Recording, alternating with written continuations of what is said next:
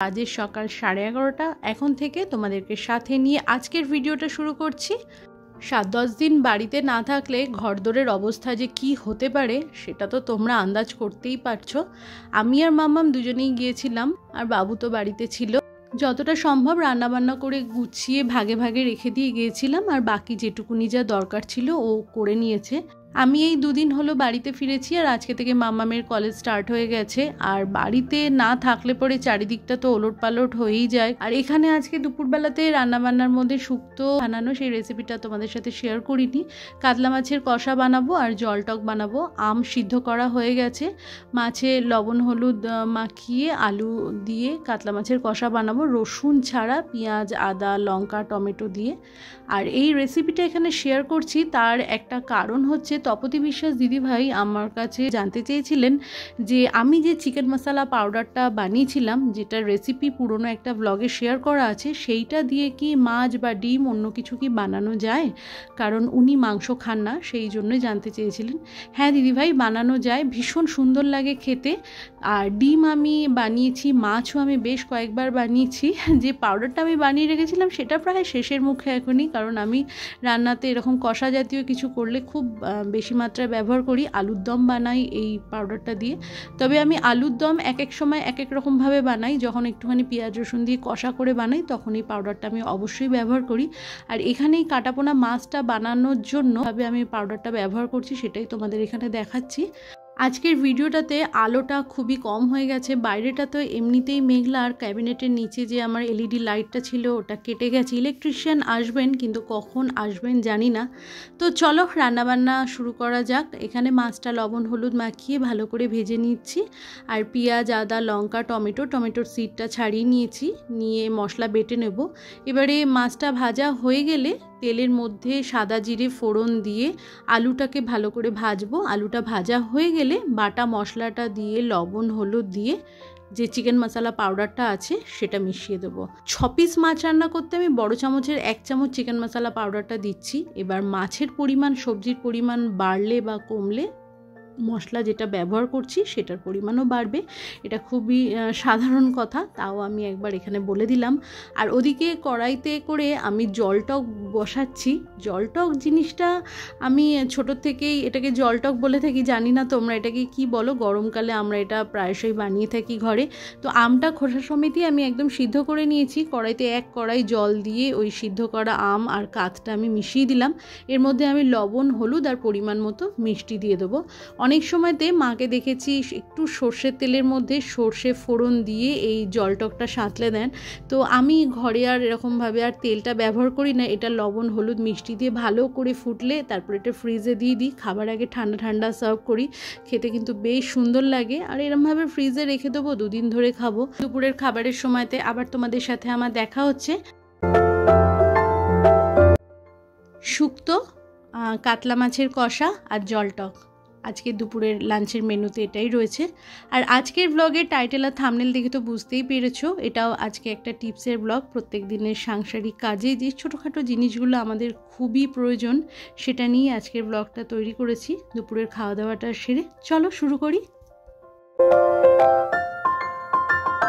আজকে দুপুরে কাতলা মাছ বানিয়েছি। মাছ ধুয়েছি, লবণ হলুদ মাখিয়েছি, সাবান দিয়ে হাত ধোয়ার পরেও সেই আঁশটানি গন্ধটার কিছুতেই যাচ্ছে না।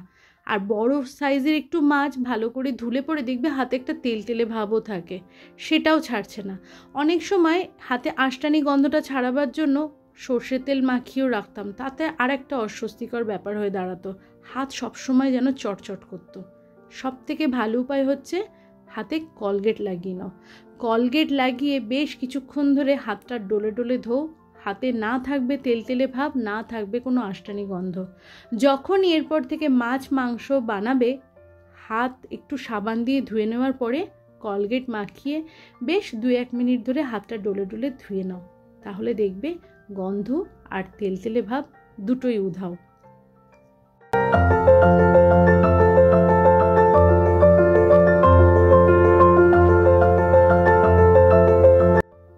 ডাল জাতীয় জিনিসে পোকা ধরার সমস্যা একটা থেকেই যায়।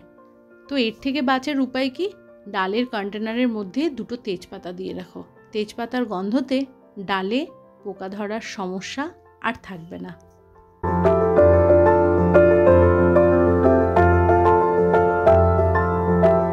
আমার আগের একটা ব্লগে তোমাদের সাথে শেয়ার করেছিলাম আলু রাখলে পরে আলুর মধ্যে থেকে গাছ বেরিয়ে যায়, একটা আপেল আলুর ঝুড়িতে দিয়ে রাখতে। তো ঘরে তো সব সময় আপেল নাও থাকতে পারে, তাই না? কিন্তু আলু, আদা, রসুন, পেঁয়াজ, লঙ্কা এগুলো তো আমাদের প্রত্যেক দিনের ব্যবহারের জিনিস। একটা গোটা রসুন আলুর ঝুড়িতে দিয়ে রাখো, গাছ বেরোবে না। বাজার থেকে ধনেপাতা আনার পরে 10-15 দিন কিভাবে এই পাতাটাকে সতেজ রাখবে? আগে ধনেপাতার গোড়ার মধ্যে যে বাঁধনটা আছে সেটাকে খুলে ফেলে দাও।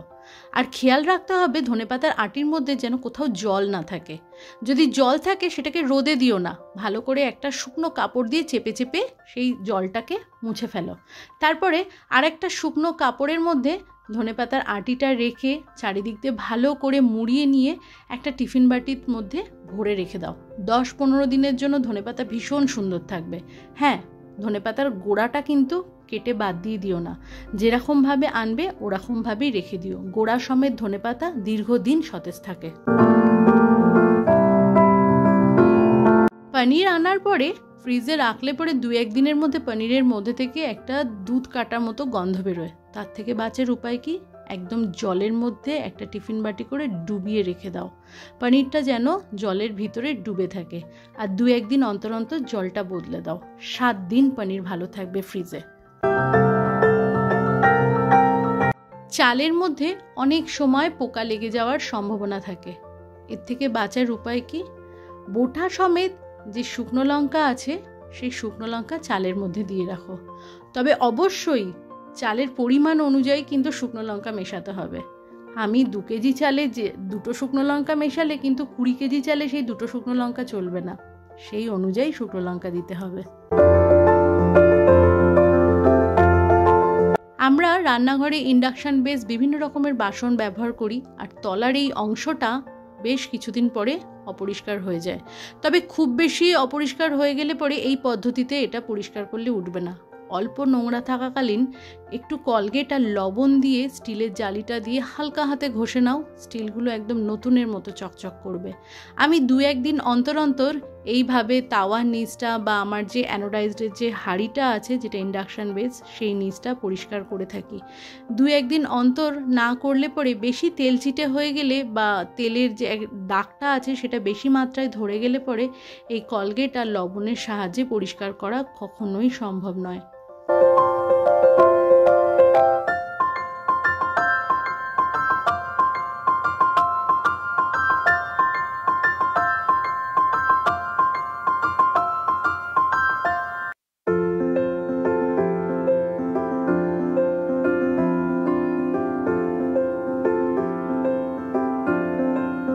চালকে পোকার হাত থেকে বাঁচানোর আর একটা উপায়, সেটা হচ্ছে লবঙ্গ। বেশ কিছুটা পরিমাণ লবঙ্গ নিয়ে চালের কৌটোর মধ্যে রেখে দাও। লবঙ্গর গন্ধতে পোকা দূরে থাকবে। কিচেনে সবসময়ের জন্য যে সলিউশনটা আমি ব্যবহার করি, ব্লগের মধ্যে দিয়ে কোনো এক বন্ধু সেই সলিউশনটার ব্যাপারে আমার কাছে জানতে চেয়েছিলেন। যদি তুমি দেখে থাকো তাহলে আমাকে কমেন্টের মাধ্যমে অবশ্যই জানিও।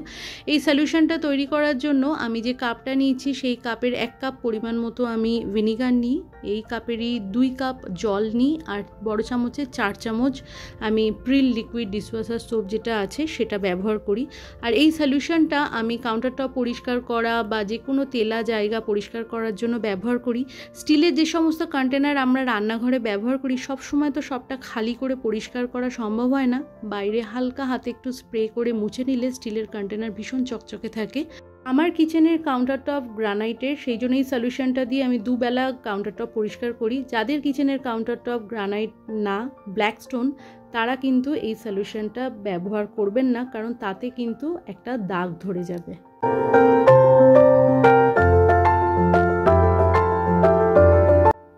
আমরা যখন দুধ জাল দিই সবসময় তো আর দুধের পাত্রের সামনে দাঁড়িয়ে থাকতে পারি না, কিন্তু একটু এদিক ওদিক হলে পরেই দুধটা উতলে পড়ে যাওয়ার সম্ভাবনা থাকে।